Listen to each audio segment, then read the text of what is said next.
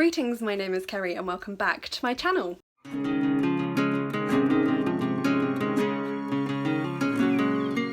Today I'm going to be talking to you about all the series I finished in 2019. So I've been meaning to film this video for a while, this and the series I need to finish video, which I'm going to be filming in a minute, but I have been putting it off because of trying to find all the books from all over the place, and I've just done the pile and realised that actually most of these series I got out from the library, so I don't actually have any of the books, which is really helpful.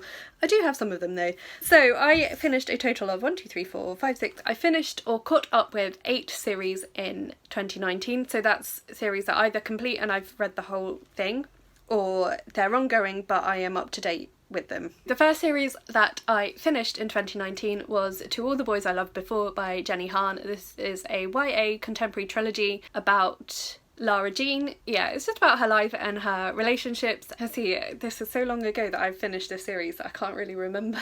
When she had a crush on someone, she would write them a letter to say, this is how I feel about you, and then that would be sort of how she would get over her crush, and she kept all these letters in a box, and then one day when her sister was mad at her, her sister mailed out all the letters. She then had to deal with the repercussions of this, and it's quite a cute little series. I think I gave each book 3 stars. I wasn't like massively bowled away by them, and I kind of felt that she ended up with the wrong person at the end of them, but then that was just me.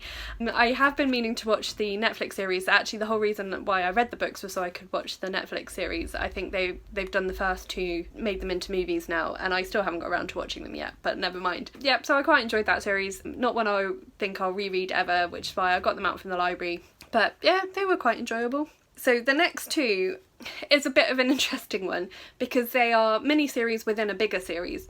So I finished 2 parts of the bigger series in 2019, and I've actually caught up on the entire arc, like story arc, in 2020. Anyway, so it is the Shadow and Bone trilogy and the Six of Crows duology by Leigh Bardugo. So I finished both that trilogy and that duology, and then the Grishaverse series, the bigger series, I'm now up to date with, but I finished the latest one in 2020. So anyway, so the Shadow and Bone trilogy I think I finished quite early on in the year. I think it was maybe a year ago, maybe March or April, where I finished that trilogy, and I quite enjoyed it. I can understand why people don't like it, and certainly her writing has definitely got better the further she's progressed with that series, but I thought it was quite enjoyable. It's YA fantasy. It is about a civil war in a country called Ravka, which is loosely based on Russia, and how the details just don't stick in my brain anymore.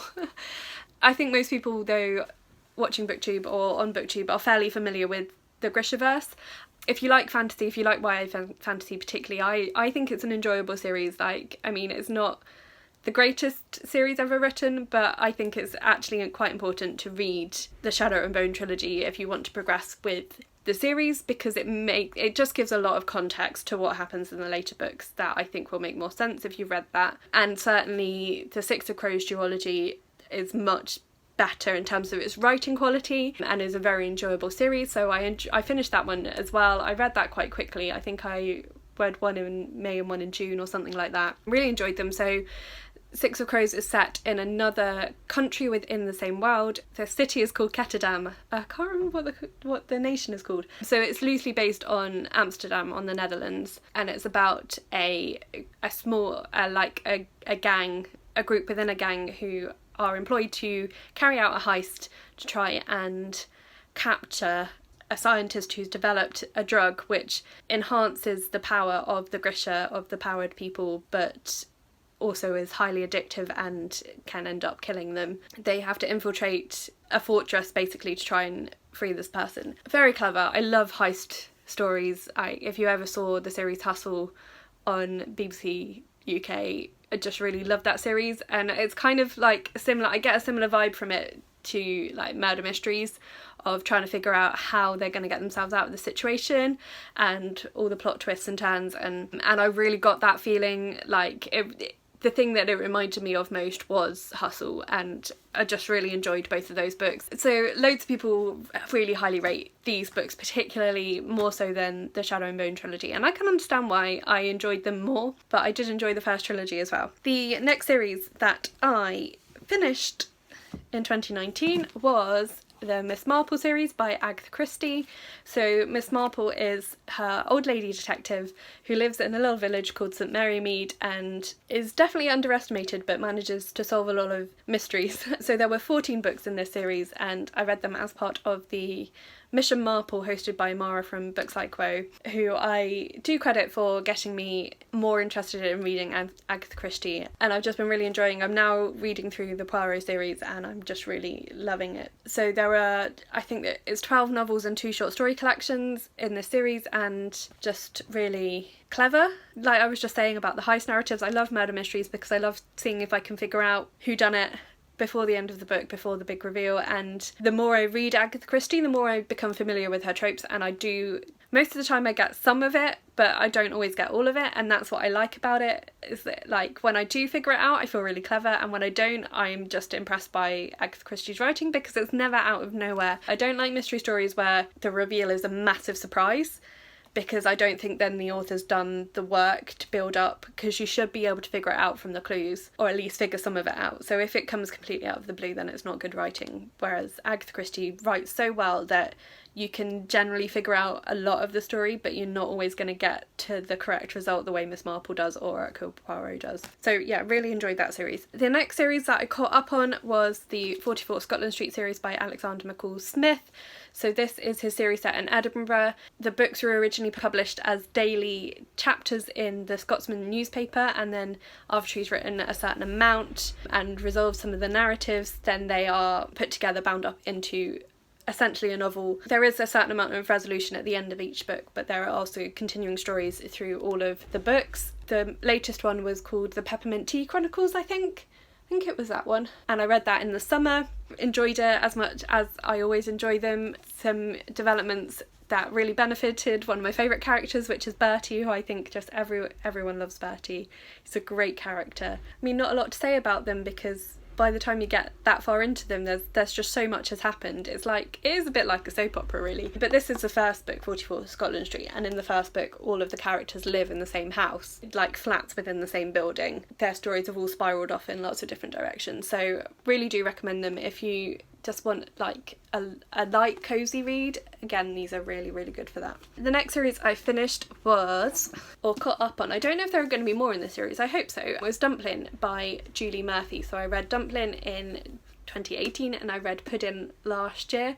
I really loved both of them. I loved Puddin a lot because Millie is the central character in that. She's one of the side characters in Dumplin, but she's the central character in Puddin, and she is just a brilliant character. I really love her. Dumplin, the first book, is about Willow Dean. Her mother won a beauty pageant when she was a teenager, and Dumplin is a larger girl and has never quite felt she lived up to her mother's expectations. So one year, in protest, she decides to enter the beauty pageant, and some of her friends come along with her for the ride. So it's a lot about girl friendships, and loving yourself whatever you look like is really central theme of both of these books. What you look like, how much you weigh shouldn't have an impact on how you live your life. And so these are just really positive books. Puddin then follows Millie and another girl called, I want to say Callie, I think, who don't like each other but are forced together and then find out that actually they have more in common than they think, and just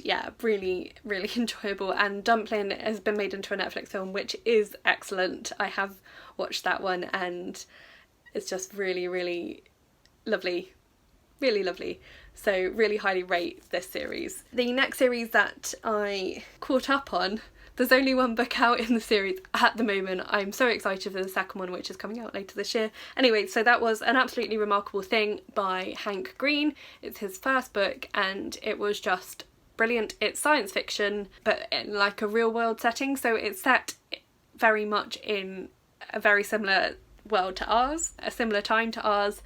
And the main character, April May, is walking home late one night and finds a massive statue has just appeared on a corner. So she and her friend film her pretending to interview the statue, and then it goes viral, and then they find out that there are similar statues all around the world and they are trying to figure out what it is, where it's come from. And there's all sorts of like patterns and brain teasers and little mysteries, and everyone is having like this shared dream experience and they're trying to figure out where all this has come from.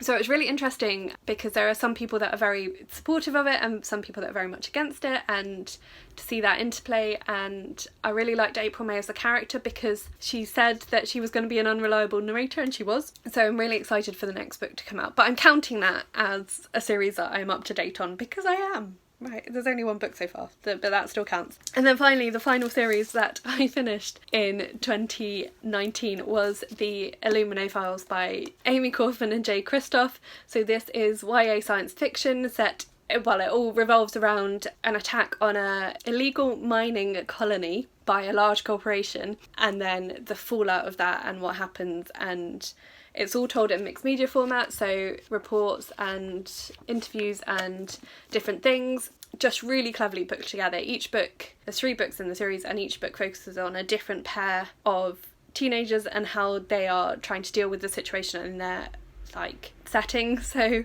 the first ones are on spaceships fleeing the attack, and then the next book is set on a space station where the ships are heading to, and then the third one goes back to Krenza and what's happening there.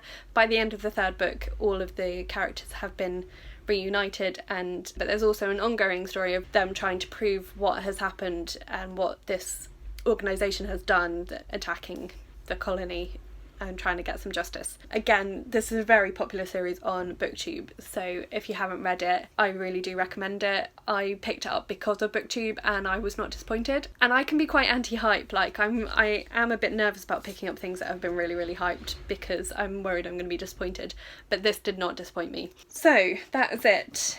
Considering how many series I have ongoing, only finishing 8 in the year doesn't feel like much of an achievement.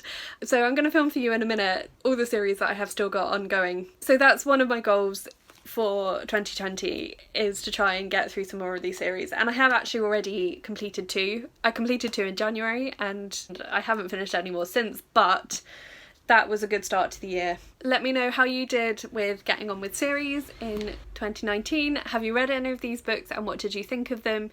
Have a chat to me down in the comments about how you motivate yourselves to read series, because what I found is I can't read them back to back very easily. I tried to take part in a read along of a series where we were reading 1 book a month at the end of last year, and I only managed to finish the first one because I don't seem to be able to pick up the second one straight away. So please like this video if you liked it, and please subscribe if you haven't already, and you can also follow me on my social media. All that information will always be listed for you in the description box below. But that's it for today, so thank you so much for watching and I will talk to you again soon. Bye!